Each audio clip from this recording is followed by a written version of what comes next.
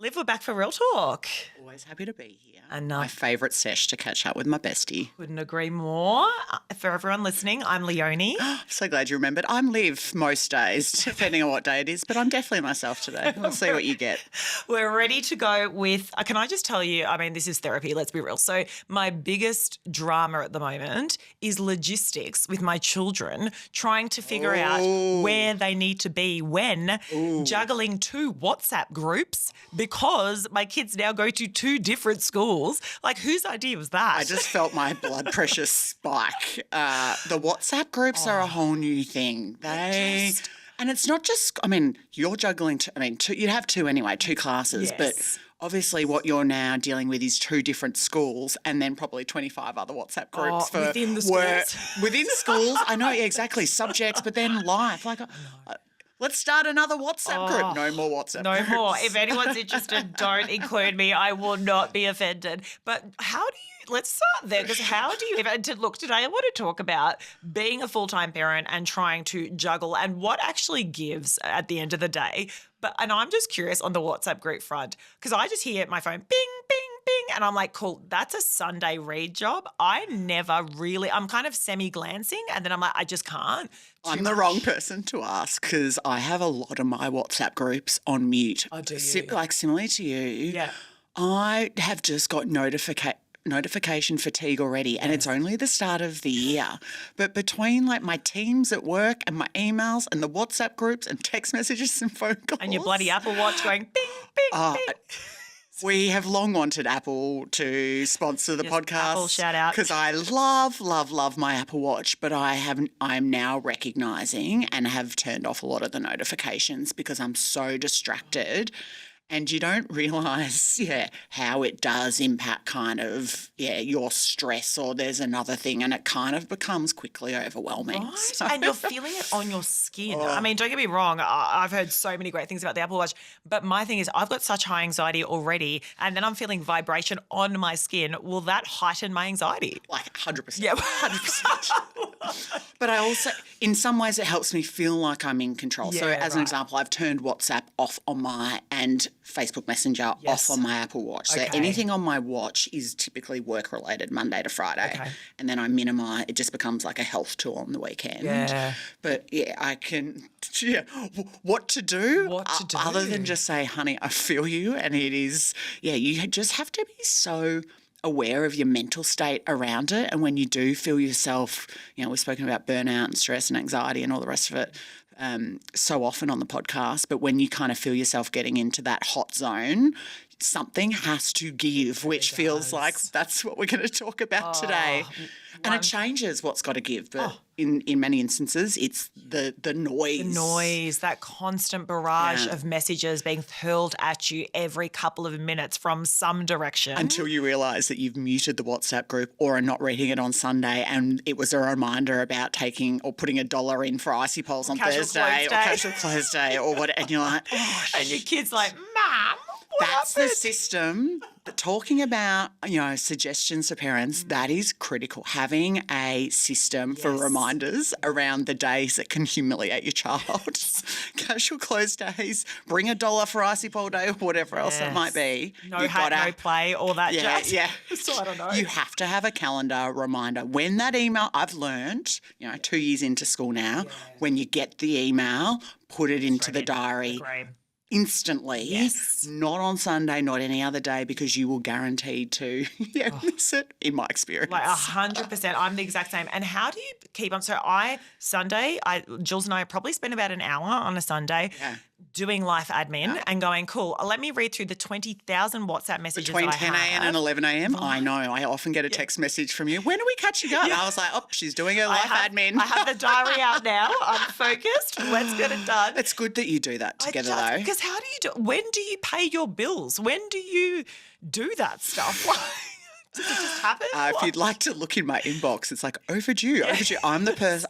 I'm terrible. I'm the person who pays after I've been given the overdue reminder because I've forgotten to pay on the first time it's entered into my inbox. And Mark and I have divvied it up, so it's not like in our family he's responsible for finance and bills. Yeah. He pays rates. I pay water. He pays something else. I don't know why. It's just kind of when we must have moved in. That's kind of how it got set up. So we know what we're in charge of, and that is your job to manage that. Okay. And then socially, we have a giant calendar in our study, which is my way, as I've shared previously, my way of communicating to Mark what I'm doing socially. So often I forget to tell him, oopsie daisy, I'm going out with Leonie on Friday night.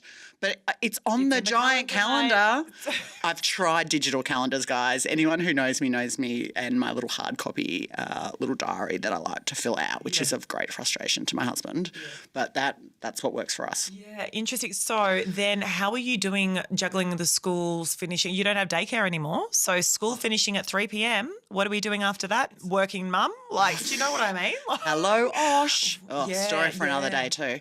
I mean, it takes a village, as we've so often said, and we are very, very fortunate to have my parents close by. So they are trialling, because they also have plans to travel Europe and do a few other things this year. We are trialling a couple of pickups during the week. Otherwise, I just go in. I've kind of come to terms with, sorry, I'll get to work when I get to work. Yeah. So I will do school drop-offs, and sometimes that means I get into work at 9:30, 10 if I'm really running late, but I'll just work back later and appreciate the flexibility that my organisation affords me to be able to do that. Yeah. Otherwise, between Mark and I, we have a very set routine. He does Monday, I do Tuesday, he does Wednesday. Yeah. How does that routine, does not budge. How does it go when you have to travel? I knew you were going to ask me that until I get on a plane, which, I'm about to get on lots of planes. Yeah. Mark, thankfully, too, has a lot of flexibility with his work. Yeah. He's worked there a very long time. He's very trusted, and we're very thankful that they have said when Liv travels, you just do an extra day from home, or mum might pick up an extra day, or they'll just go to Osh because after school care, everyone, in case you hadn't in after school care, before school care, we've certainly been using that. We did try and send Harry to Osh holiday program over the holidays, and that was a diabolical disaster. I got a call 45 minutes into the session. I just got off the train in the city, and they said, you're going to have to come and get him. He was that upset. So for those who listen to our previous episode, my poor little second son, who is 5, is really kind of just struggling with the adjustments of change and starting school. So we just do the very best that we can to kind of navigate this. You're very good at outsourcing. What are you outsourcing to try and stay on top of life? So the two schools, which are 7 minutes apart with no traffic, but 15 minutes apart with Melbourne traffic. So which would be all the time. Which is all the time. And it's like there's this one road that you have to go down with, this one lane, and you're like, you get stuck behind someone else. Okay, you're like, here we go. I need to understand this. Oh, my God. Doing this there is like a spreadsheet with like colour schemes and everything with who's doing what, but essentially... Can you do both drop-off? I can in a way because, Jules does a lot of the drop-offs, which is great when he's not travelling. And so essentially we can still drop Noah off at the school a little bit earlier, and he can play, and then we drop off because they do start at the same time. Yeah. Bell rings, first bell, 8:15. Yeah. Yes. Right, so you're dropping one at 8:40, 8:45. No, 8:15 first bell, 8:30 is second bell. The class starts. When do you start? 8:45. 9. Oh, you're 9. Okay. So we're sort of doing it like that. Other times before school care, at Charlie's school starts at 7 a.m, Noah's school starts at 7:30, and that helps because Noah has tennis squad some mornings at 7:30, so I can drop Charlie. It's a whole thing, right? And then I also similarly got my mum helping out with the morning, which is so helpful. After school, the bell rings at 3:15 in both schools, and so similarly, actually, I had a friend of mine, and this is where it comes to look at your village, because fortunately, there's a couple of parents that also have their children at both schools, right?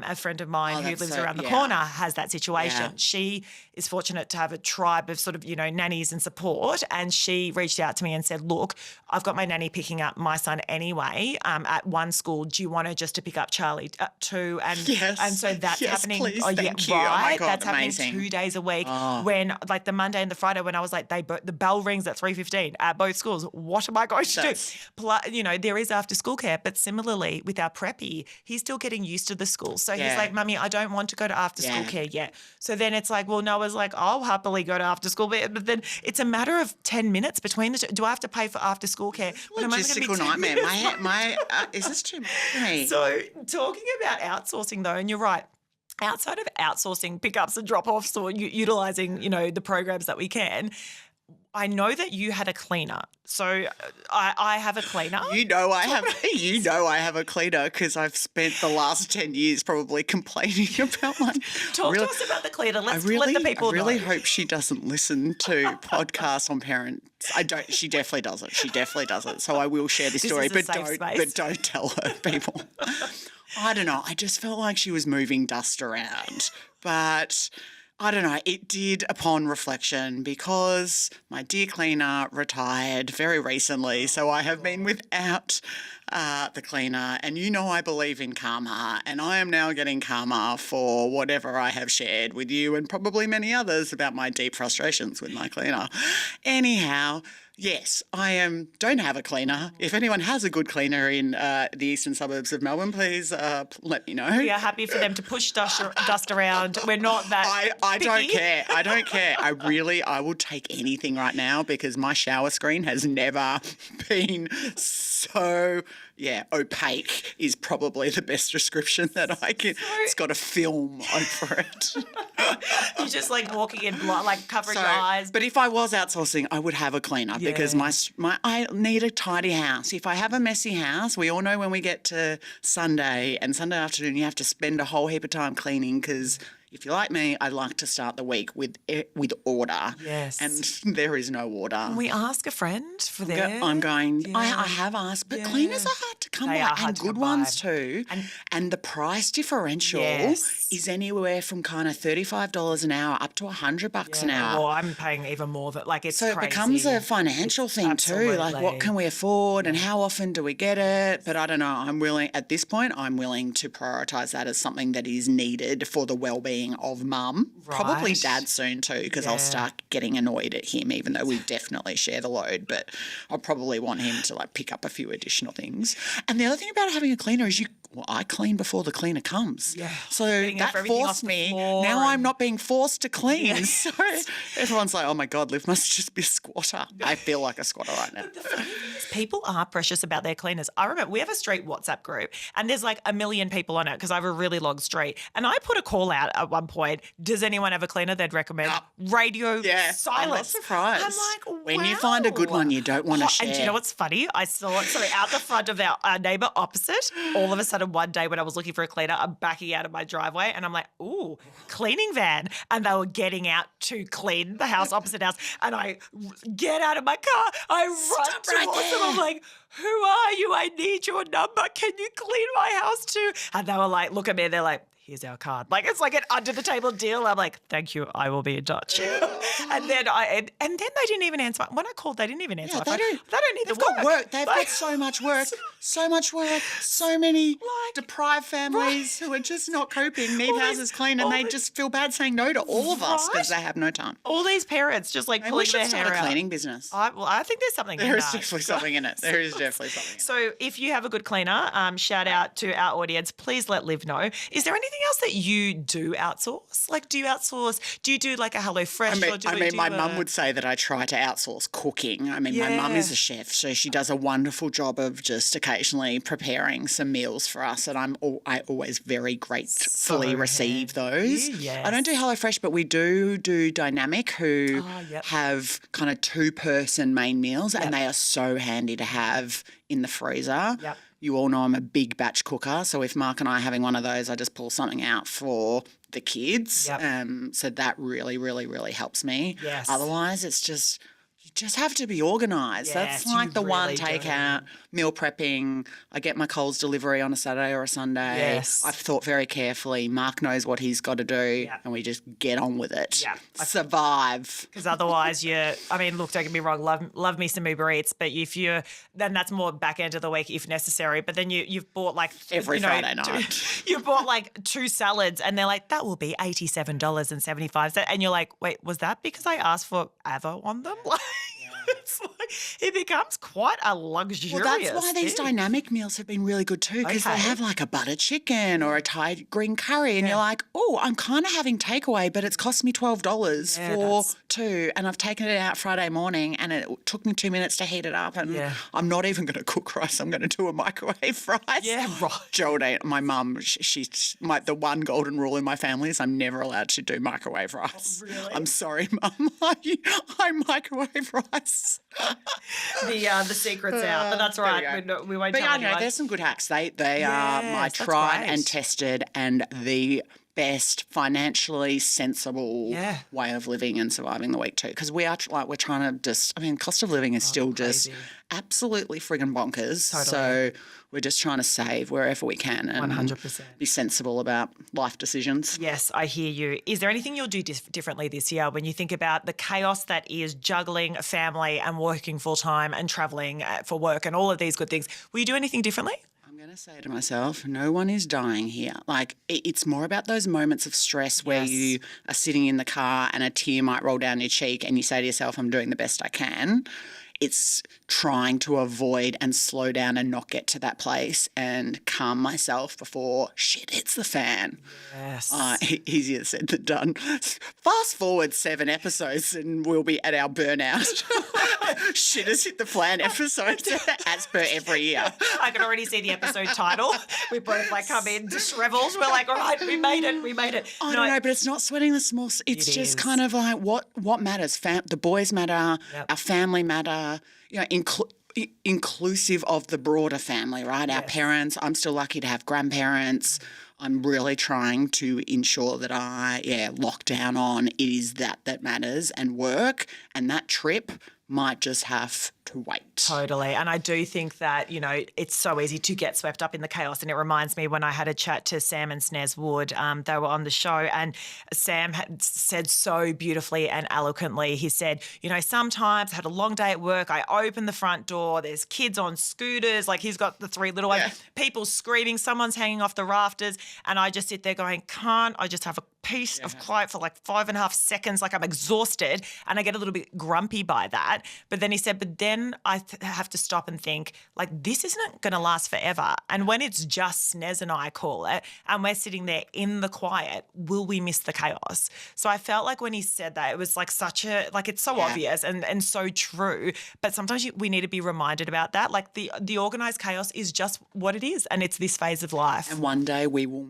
miss the hell out of it. Right. So, you do have to be present and realise that, they're all these little micro moments that might be frustrating as hell are the ones that, mean the most. Yeah. No, I so hear you. All right, Liv, we'll leave it there. I'll catch you next time. See you later.